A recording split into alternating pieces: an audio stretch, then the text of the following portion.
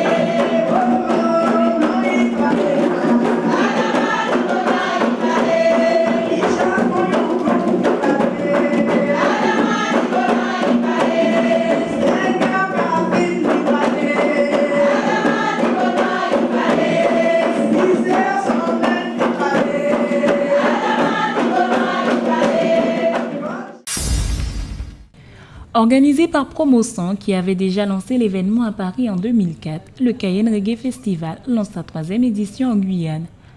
Cayenne Reggae Festival Back to the Roots commence demain à l'espace culturel Edmond-Ré. Alors cette édition c'est la 3e, c'est Back to the Roots.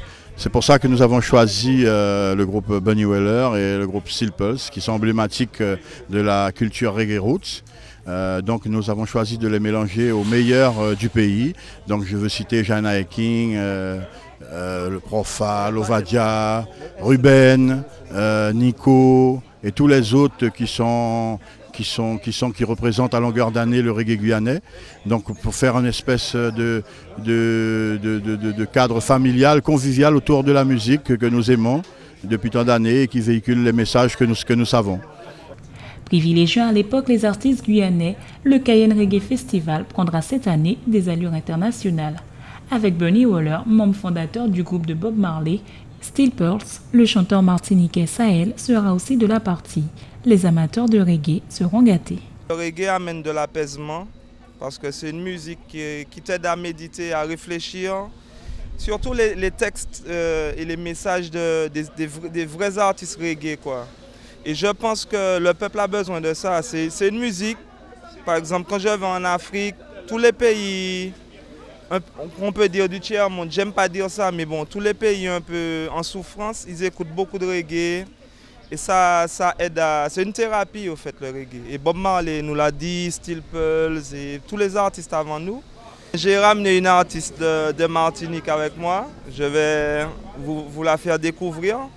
Ensuite, on va partager des moments comme Tchemberet Pamoli, que je sais que c'est quasiment un hymne national, quoi. Tous les gens aiment cette chanson.